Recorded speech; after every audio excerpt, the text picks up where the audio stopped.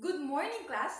Before we proceed to our lesson for today, we will be having an activity first.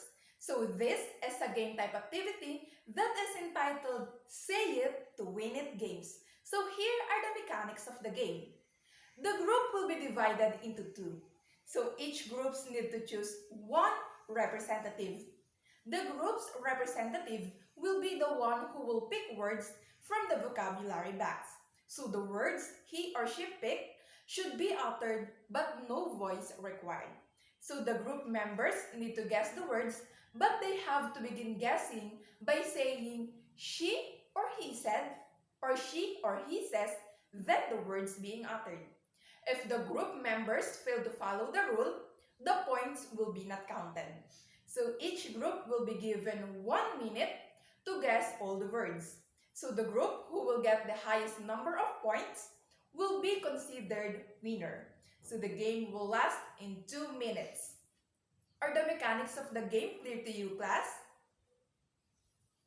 Okay, this will be the group 1, then the group 2. Let's begin with group 1. Your 1 minute starts now. The activity that we had earlier has something to do with our topic for today, which is all about direct and indirect speech. So before we proceed to our discussion, let us know first the objectives for today's lesson. So at the end of the lesson, the student should be able to first classify the difference between direct and indirect speech. Next, state the rules in changing direct speech as statements to indirect speech. Third, recognize the importance of knowing the rules on how to change direct speech into indirect speech. And lastly, show cooperation and teamwork through participating in a group activity. So class, I have here a video clip. Watch it with a deep observation. List all the direct and indirect speech presented. Then analyze the structure of direct and indirect speech.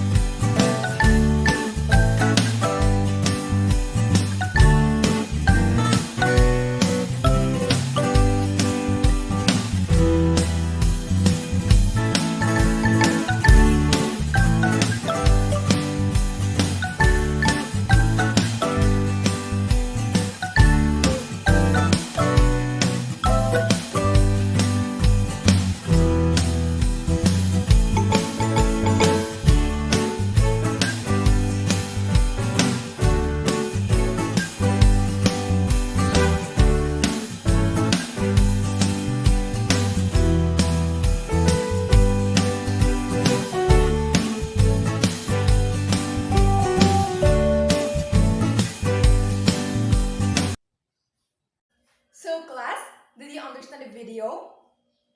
Okay, now, who can give me an example of direct speech presented in the video? Yes, Miss Jacob. Correct. What else? Yes, Miss Liesa. Precisely. How about an example of indirect speech? Yes, Mr. Flores. Very good. Another one. Yes, Mr. Ramos. Correct. Great job, everyone. I hope you all learned from those examples presented in the video. You are all amazing. Class, what did you observe in direct and indirect speech? When we say direct speech, this also pertains to quoted speech that gives the exact words of the speaker and it appears within a quotation mark. So let us have an example. Example number 1. Mercury said, "I'm really hungry." Class, look on the first example in the presentation. The word she said on our first example is our introductory part, and the sentence inside the quotation marks are the exact words given by the speaker or the quoted part. So class, who is our speaker? Yes, Miss Cruz? Correct! Mercury is our speaker. Can you follow, class? Okay, let us have another example. Example number 2. Nathan says, I have a new car. Class, who is the speaker? Yes, Mr. Ocampo. Correct!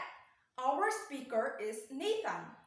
Class, since we are the one who will say what Nathan exactly said, we have to begin with Nathan says as introductory part. Then tell what he exactly uttered. Did you get it? Very good! Let's move on to indirect or reported speech. So class, indirect speech is also known as reported speech because you are reporting the words spoken by someone. It will still share the same information, but instead of expressing someone's comments or speech by directly repeating them, it involves reporting or describing what was said. Is that clear? Let us have an example. I'm going to the cinema, he said. So this is a direct speech. Since we are going to report it using our own words, we have to remove the comma and the quotation marks and change the pronoun used inside the quotation marks. So when we change the sentence into indirect speech, it will become, he said he was going to cinema. Can you see the difference, class? Did you get it? Okay, class, remember that direct and indirect speech commonly start with she or he says or she or he said as the introductory part. Is that clear? So the example given are examples of statements. To make it more clear, let's find out the rules on changing direct speech into indirect speech in terms of statements. So rule number 1. The word that is used but it is optional. So class, let us have an example. For direct speech, we have Maya said, I like the poem of Edgar Allan Poe. So when we change it into indirect speech, it will become Maya said that she liked the poem of Edgar Allan Poe. Can you follow, class? So let us have another example. So example number 2. Sabir said, I dreamed to be a model. For example number 2, who can change it into indirect speech? Yes, Mr. Romero? Correct! Did you understand the first rule?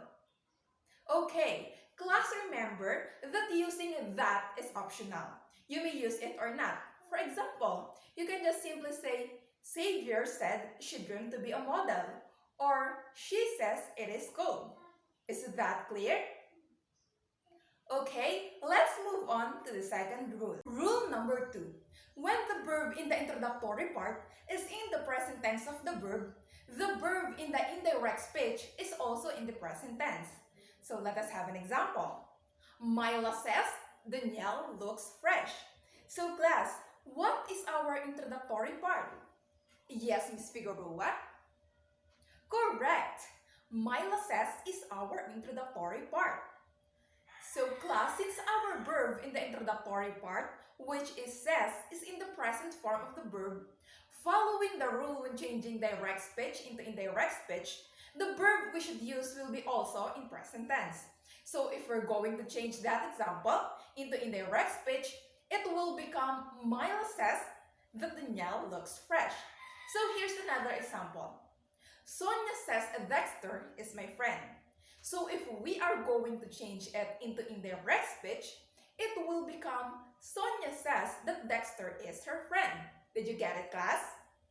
Okay, who can change this direct speech into indirect speech following the rule number 2? He says dancing is a good hobby.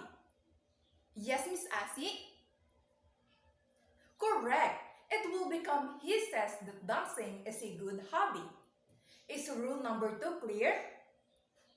Very good. Let's move on to the rule number 3. Rule number 3. So when the verb in the introductory part is in the past tense, the verb in the indirect speech is also in the past tense. So class, in rule number 2, if the verb in the introductory part is in the present tense, the verb in the indirect speech is also in the present tense. Well, here in rule number 3, if the verb in the introductory part is in the past tense, the verb in the indirect speech should also be in past tense. So let us have an example. For direct speech, she said Joanne looks fabulous.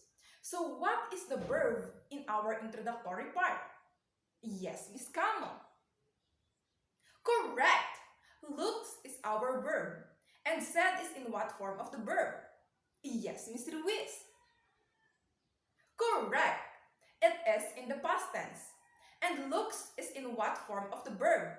Yes, Mr. Chua. Correct!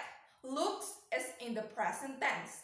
So according to the rule, we have to change the verb into past tense since the verb in the introductory part, which is said, is also in the past tense. So our indirect speech will be, she said that Joanne looked fabulous. Did you get it? Okay, who can change this direct speech into indirect speech? Teresia said Anna eats fruits for breakfast. Yes, Miss Mendoza? Absolutely. Another one. He said, I love dancing with the music. Who can change it into indirect speech? Yes, Miss Kuya? Correct. Did you get it, class? Very good. So last rule for statement, we have rule number 4. When the quoted part expresses a general truth, the same present form is used in indirect speech. Okay, class, according to the rule, even the verb in the introductory part is in the past tense, but the sentence in the quoted part express a general truth, we still have to use the present form of the verb. So for example, he said water boils at 100 degrees Celsius. So what is the sentence inside the quotation marks? Yes, Mr. Valdez. Okay, water boils at 100 degrees Celsius is the sentence inside the quotation mark. So as we can observe, the verb inside the quotation mark is boils, which is in the present form of the verb, while the verb in our introductory part is in the past tense. Since the sentence is a general truth and it tells facts, when we change it into indirect sentence, it will become, he said that water boils at 100 degrees Celsius. Did you get it, class? Do you have any questions? Since you don't have any question, now I have some questions for you, class. Who can differentiate direct speech from indirect speech? Yes, Mr. Capio. Exactly. Now, who can state the first rule in changing direct speech into indirect speech in terms of statements? Yes, Ms. Rivera. Correct. How about the second rule? Yes, Ms. Jacob. Very well said. How about the third rule? Yes, Mr. Cruz. Correct. How about the last rule? Yes, Ms. Idel. Very well said. For my last question, class, what is the importance of knowing the rule in changing direct speech into indirect speech? Yes, Ms. Herner. Very good. Is that clear, class? Okay, let us have now our activity. Kindly look at my PowerPoint presentation and change this direct speech into indirect speech. Do you have any questions?